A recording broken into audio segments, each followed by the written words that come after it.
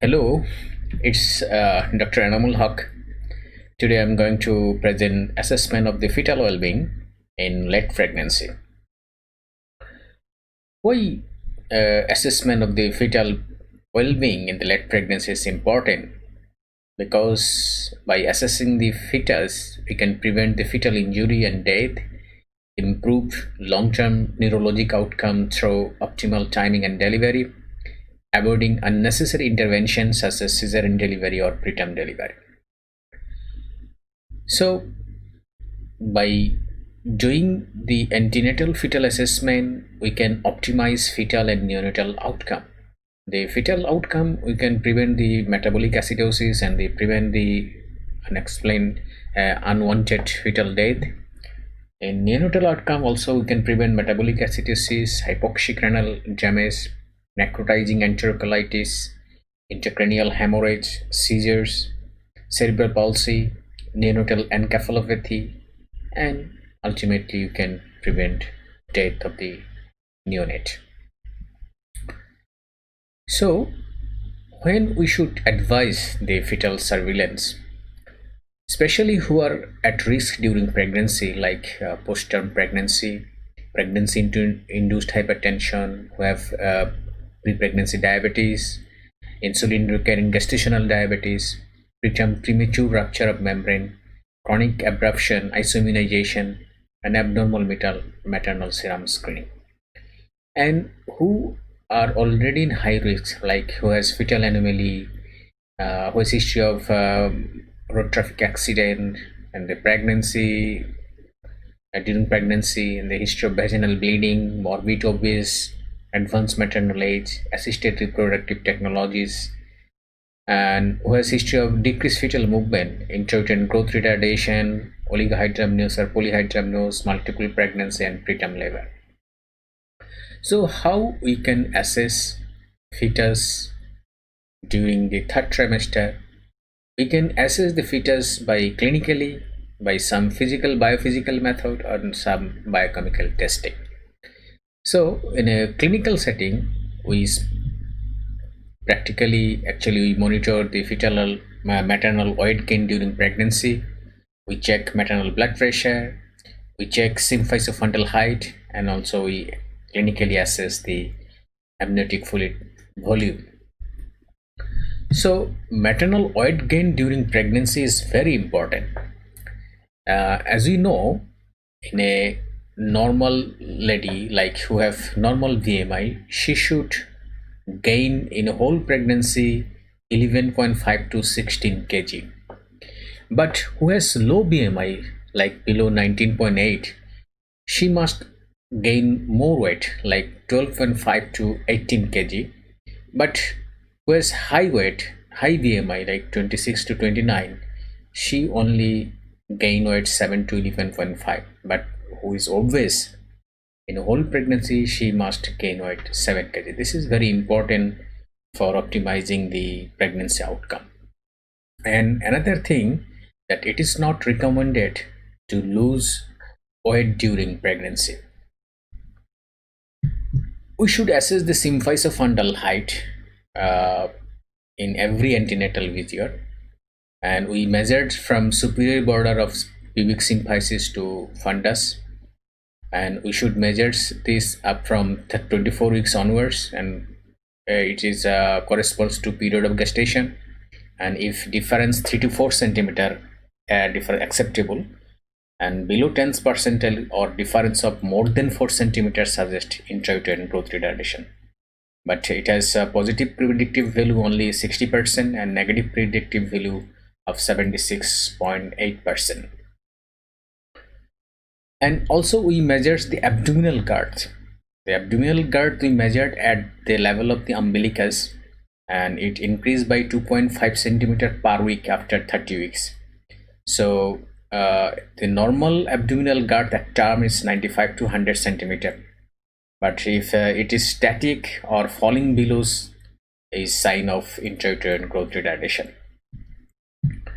So we can assess fetus by applying some biophysical method like fetal movement count, fetal breathing assessment, like contraction stress testing, non-stress testing, and vibroacoustic stimulation test, biophysical profile, amniotic fluid volume assessment, and Doppler velocimetry.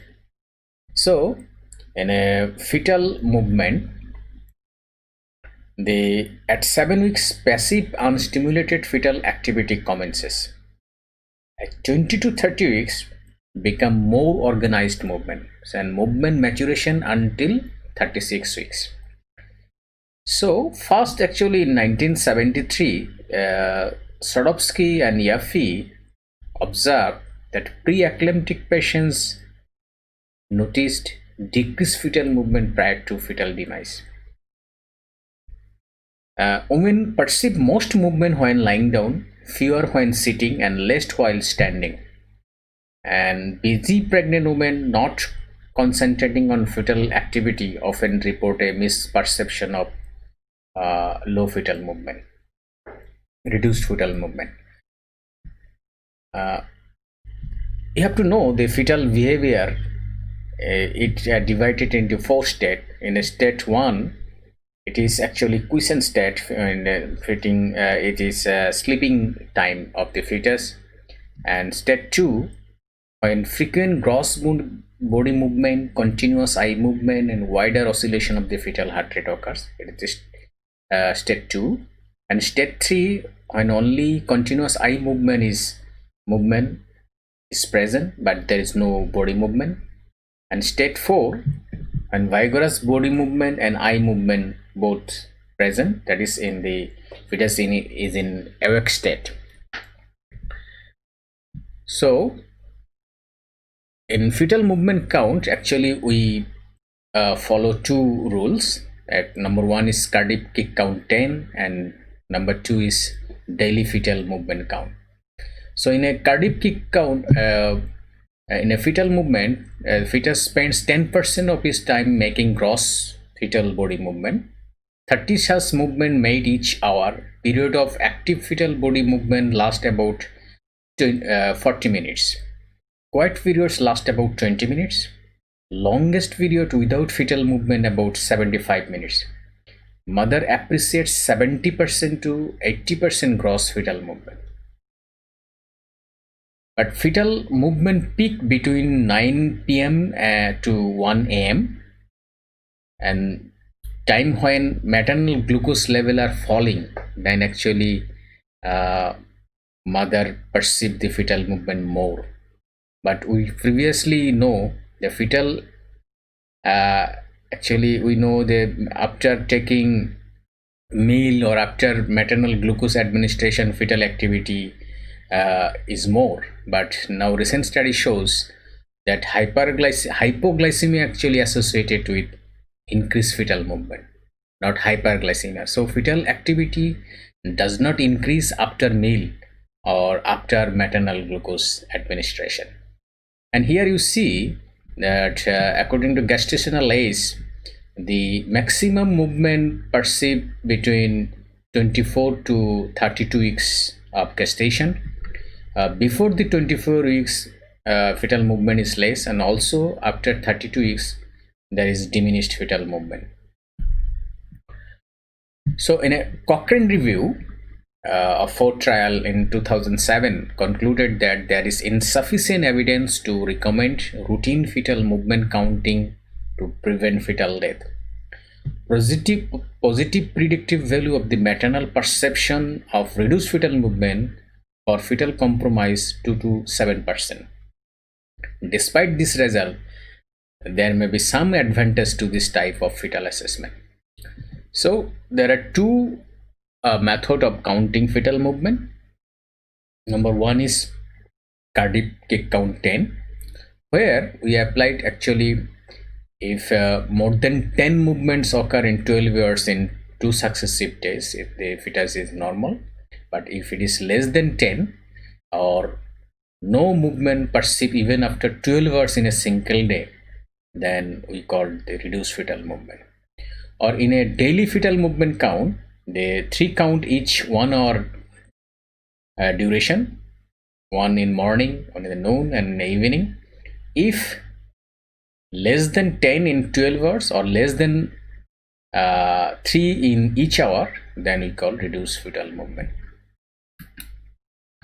So another thing we have to remember that factors that can affect maternal perception of fetal movement, that like placental location, the length and type of the fetal movement, amniotic fluid volume, maternal obesity, parity, and the psychological factor also anxiety, tension, that also affect maternal perception of the fetal movement.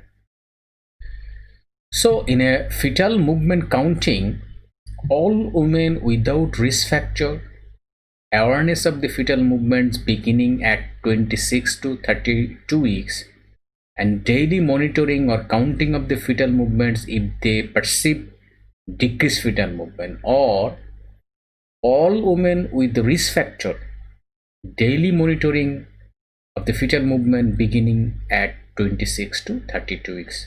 This is the now rule of in obstetric practice. So if fetal movement less than 6 in 2 years, so you should advise women to contact with the primary health caregiver or go to the hospital. Then she should do the NST, non-stress test.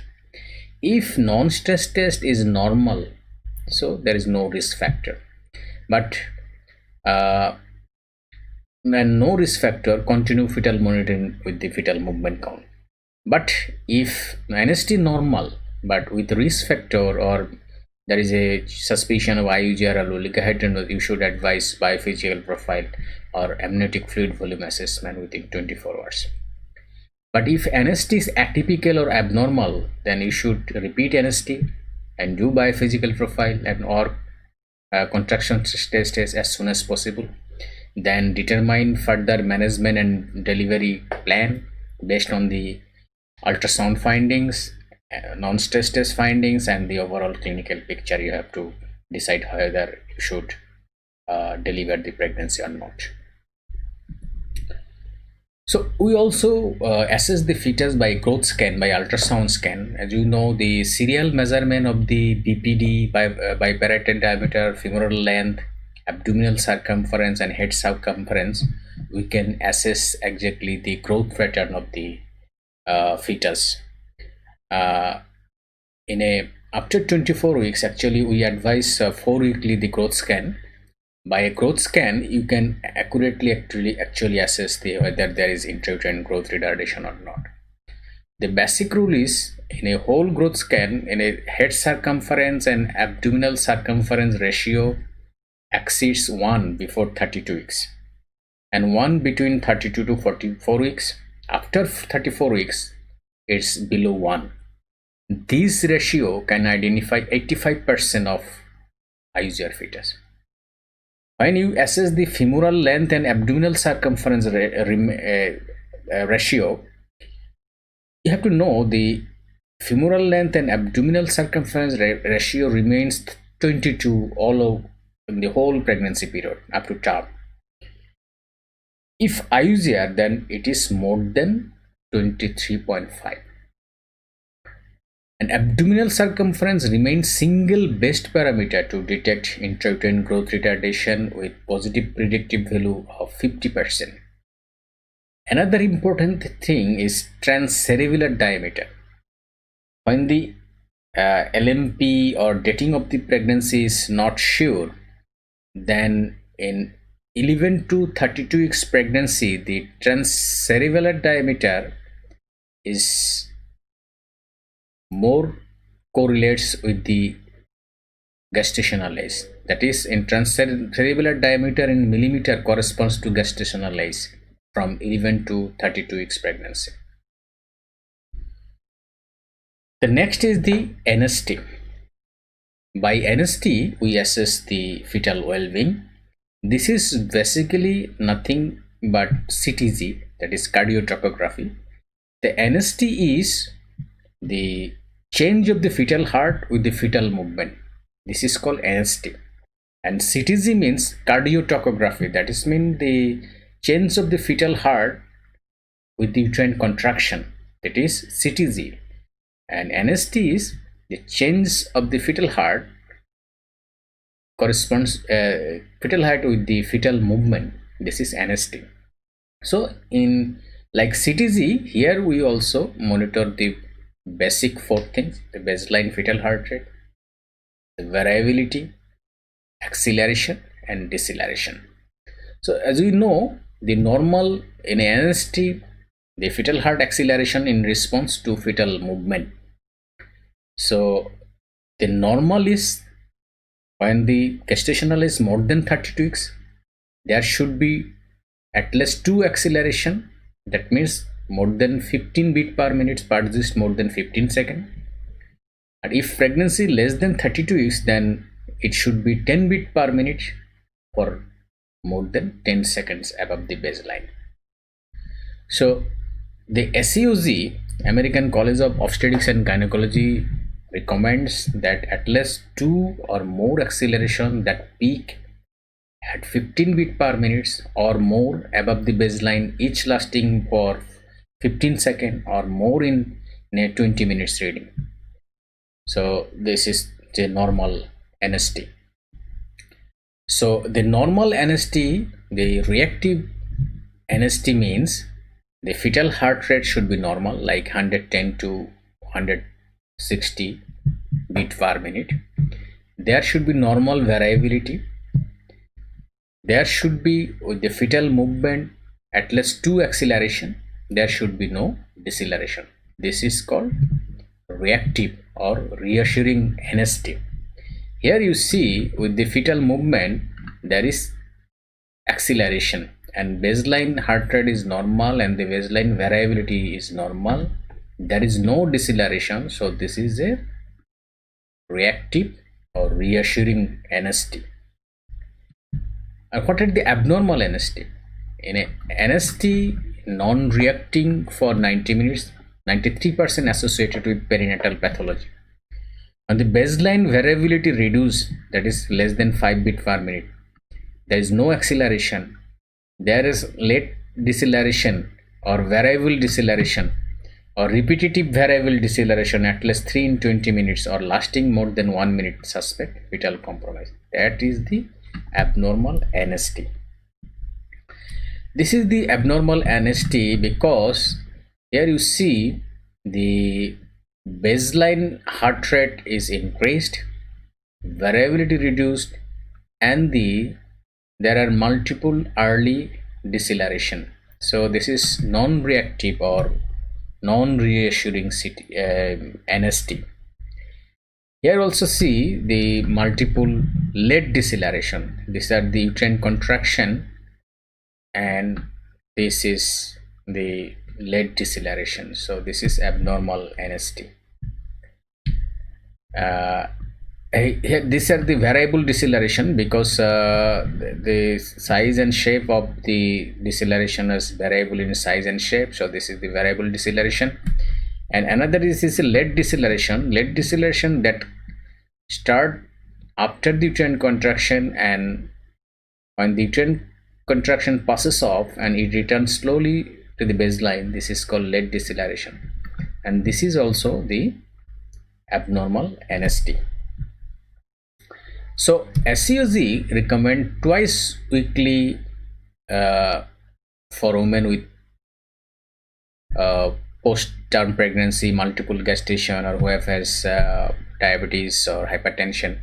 So interval between testing is actually twice weekly. The SCOG recommend the NST. So the in a recommendation is we divide the NST report in the normal NST, atypical NST, and abnormal NST. So normal NST previously we called reactive, in a atypical NST previously called non-reactive, and abnormal NST also called previously non-reactive. Currently we divide normal NST, atypical NST, and abnormal NST. So parameter we follow baseline heart rate, variability, deceleration, and acceleration. You see baseline in a normal NST, baseline heart rate 110 to 60 beat per minute. Variability we know normal is 5 to 25 beat per minute, but if it is less than 5, it is minimal or absent NST variability. deceleration, should be no deceleration, and two or more acceleration should be present. This is the normal NST. But we called it atypical when the baseline heart rate 100 to 110 beat per minute, or there is tachycardia more than 60 beat per minute. That baseline heart rate is decrease or increase, and variability less than 5, and there are variable deceleration but no late deceleration, and some less than 2 acceleration. This is called atypical NST. But when the late deceleration appears, or more bradycardia less than 110 and less than 100, and tachycardia more than 60 beat per minute, and variability loss, the variable deceleration, or there is appearance of the late deceleration and no acceleration, this is called abnormal NST. So in a normal NST, the action should be the further assessment, and you have to judge the patient clinically, and the again with the you can reassess with the doing repeats NST. But when atypical NST, the further assessment required. On the atypical NST, further assessment required. On the NST is abnormal, then urgent action required, and overall assessment of the situation and further investigation like biophysical profile you have to do, then you have to, or Doppler assessment you have to do, then you have to decide about the pregnancy delivery plan.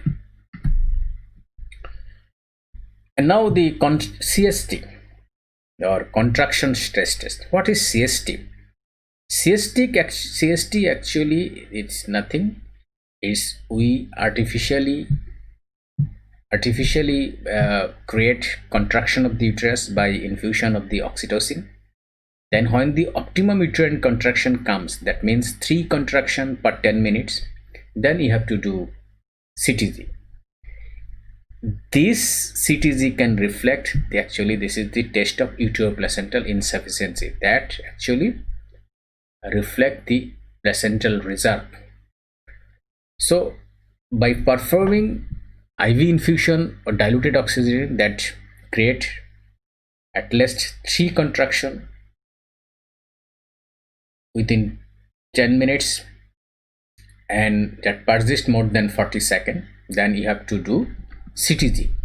If there is late deceleration after each uterine contraction, then it is called positive CST, or somebody says oxytocin challenge test, or CST. If we call it positive when late deceleration appears. If there is no deceleration, that is negative, or suspicious when there is repetitive variable deceleration, that is suspicious. That is the interpretation of the CST, or oxytocin challenge test. This is the, you see, when CST, we artificially create uterine contraction by giving oxytocin, then you do CTG. When the uterine contraction comes, there is a late deceleration, so this CST is, or oxytocin challenge test, is positive.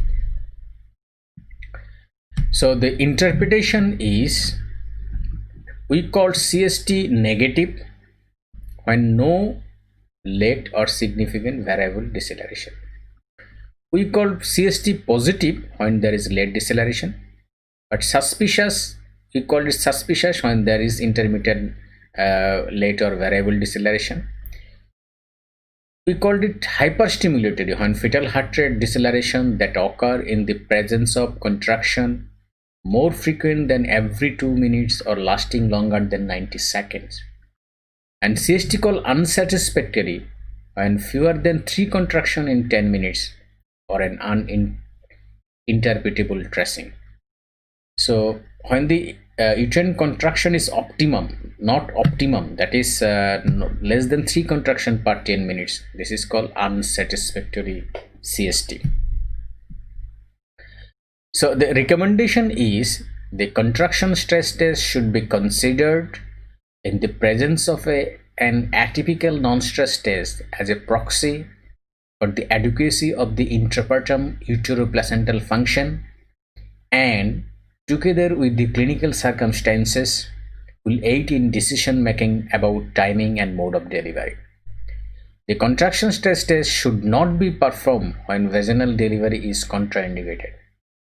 The contraction stress test should be performed in a setting where emergency cesarean section is available. Like contraction stress test, the nipple stimulation test, this is the same like contraction in a CST. We create artificial uterine contraction by giving oxytocin. In a nipple stimulation, we stimulate the nipple that endogenously produce oxytocin that cause uterine contraction. So in a nipple stimulation test is like CST, same, is positive when late deceleration present, negative when there is no deceleration, this is negative, suspicious when there is inconsistent variable or late deceleration. So negative is good, that's mean when nipple contraction is negative, that's mean good. Another thing is vibroacoustic stimulation. A specially designed acoustic stimulator is applied to the mother's abdomen to produce a sharp sound of approximately 8 decibel at a frequency of 80 Hz, startling or waking the fetus. During a standard non-stress test, if a spontaneous acceleration has not occurred within 5 minutes, apply a single 1 or 2 second sound stimulation to the lower abdomen. This can be repeated again at the end of the 10 minutes if no further spontaneous movement occurs, so that 2 movement within the 20 minutes window can be evaluated. So commercially evaluated stimulator is present. Positive response is defined as a rapid appearance of the acceleration following stimulation. So vibroacoustic stimulation, by applying vibroacoustic stimulation, if you get the acceleration, that means fetus is okay, reactive. Next is the biophysical profile. It has 5 components. The 4 component is the ultrasound assessment of the fetus, and the 5th component is the NST, that is non-stress test. The 4 basic components that we monitor by the ultrasound: the sonographic assessment of the breathing movement, fetal gross body movement, fetal tone, and the amniotic fluid volume. So another point is NST by doing the cardiotocography, and it is called modified when only 2 components we follow, that is NST and the amniotic fluid volume. This is called modified biophysical profile. So in a biophysical profile, we see 5 components. Number 1 is the non-stress test. If it is reactive, then score is 2. Number 2 is the fetal breathing movement. If fetal breathing movement must be at least 1 breathing movement persisting more than 30 seconds, then score is 2, or otherwise the score is 0. Gross body movement means the 3 discrete body and limb movement is present, then it is scored 2. Fetal muscle tone, 1 episode of extension with return of flexion, if present, then it is score is 2. If not, then score is 0. AFI or amniotic fluid mode, if single vertical pocket you measures, then less than more than 2 centimeter, 0.2. If AFI is measured, then more than 5 centimeter, should be 0.2. So the interpretation of biophysical profile is the score is 8 to 10, no fetal asphyxia. Management is repeat testing at weekly interval. If score 6 means chronic asphyxia. If gestational is more than 36 weeks, so deliver the baby. If score 4, this is also indicates chronic asphyxia. You have to assess the gestational age. It is more than or equal 36 weeks, then deliver. If less than 36 weeks, repeat testing in 4 to 6 hours. If score 0 to 2, certain asphyxia, repeat test within 1 to 20 minutes. If persistent score less than 4, you have to deliver the baby regardless of the gestational age. So the modified biophysical profile, we use only two assessment, that is amniotic fluid index and the non-stress test. A healthy fetus should show a reactive non-stress test, and amniotic fluid index runs between 5 to 25. This indicates that the healthy fetus. Modified biophysical profile is considered abnormal when the NST is non-reactive and the AFI is less than 5.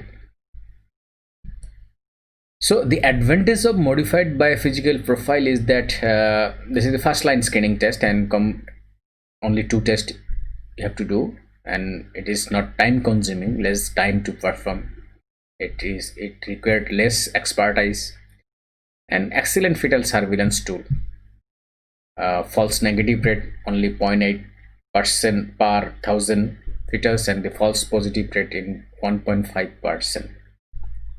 So this is very simple to assess the fetal condition. And you can assess also only the amniotic fluid also, and decreased uteroplacental perfusion may lead to diminished fetal renal blood flow, decreased urine production, so that causes oligohydramnios. So that indirectly reflects the condition of the fetus. If fetus is healthy, so uteroplacental perfusion is good and the fetal renal perfusion is good, so ultimately more urine produced and ultimately amniotic fluid volume will be adequate.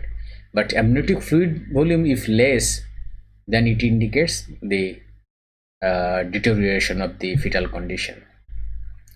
So in AFI we call is normal is 5 to 25 centimeter, but if is less than 5 centimeter, so it is called less amniotic fluid. But if you measure a single vertical pocket, then it is, if less than 2 centimeter, then acceptable criteria for diagnosis of oligohydramnios. The last option is the Doppler ultrasound. Now the recent technique is the actual fetal condition is Doppler ultrasound. First, in an earlier gestation, actually we assess the uterine artery Doppler. In uterine artery Doppler, we basically screen for preeclampsia.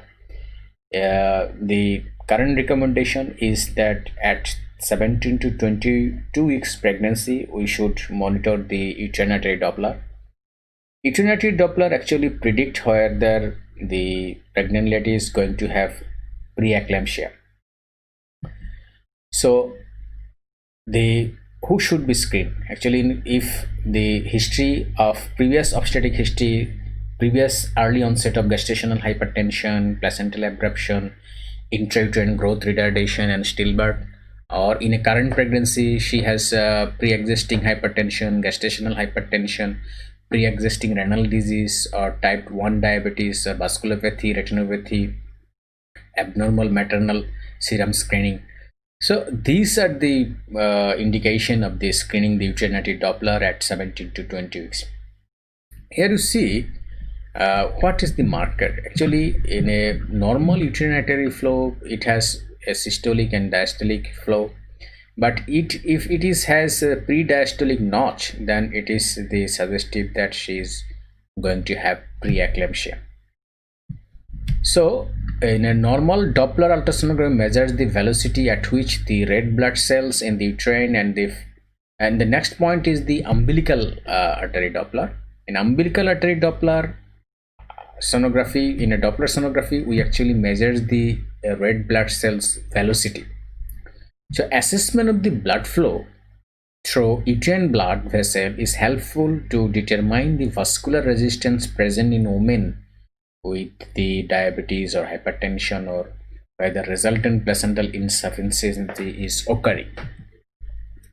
So in a normal uterine artery flow, you will see that normal velocity pattern which has the normal systolic and diastolic ratio of less than 30. This is the normal. It has the systolic flow and the diastolic flow. That ratio is less than 30. But If diastolic flow is reduced, here you see the diastolic flow is reduced, approaching zero reflects increased placental vascular resistance. This is the reduced diastolic flow. This is the absent diastolic flow. The diastolic flow just touches the baseline, and here is the reverse diastolic flow. So during diastole, arterial flow is reversed, which is an ominous sign that may precede fetal demise. So the abnormal umbilical artery Doppler means when the diastolic flow is absent or reverse, that associate with fetal growth restriction. So fetal growth restriction you can diagnose by seeing the umbilical artery Doppler waveform. When umbilical artery Doppler parameters are abnormal, then you have to assess three more things. The first one is middle cerebral artery, then the ductus venosus flow, then the umbilical venous flow. So what you will see in the middle cerebral artery, as you know, the hypoxic fetus attempts brain sparing effect by reducing cerebrovascular impedance and thus increasing blood flow. Increased diastolic velocity, that is decrease systolic diastolic ratio. This is due to compensation. And another thing, we also monitor the middle cerebral artery Doppler in case of RS isoimmunization or fetal anemia cases. In a RS iso, when the fetus is anemic, the peak systolic velocity measures. But when the IUG are present, IUG baby, first there is a brain sparing effect. That means systole and diastolic ratio we should follow. Here you see in a middle cerebral artery Doppler, the normal waveform, you will see the systolic flow is more than the diastolic flow. Here, flow velocity waveform from the middle cerebral in a normal fetus is low diastolic velocity. And the diastolic velocity is low. But when the fetus is compromised or growth restricted, here you will see the high diastolic velocity.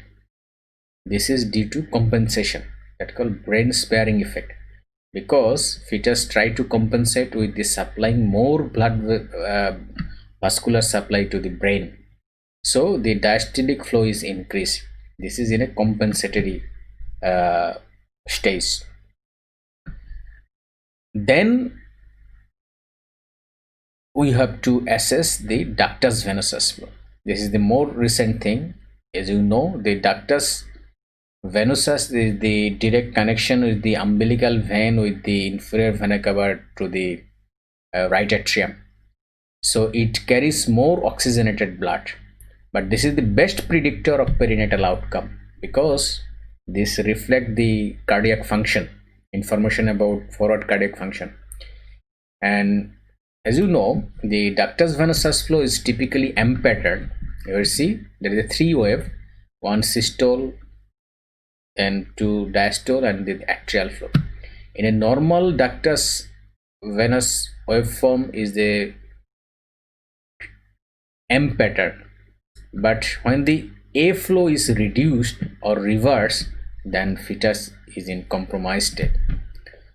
So here you see the A wave is reduced and here A wave is reversed. It becomes reverse. It goes down to the baseline. So lastly, we see the umbilical venous flow. In a normal umbilicus flow, you see the forward waving flow. This is normal.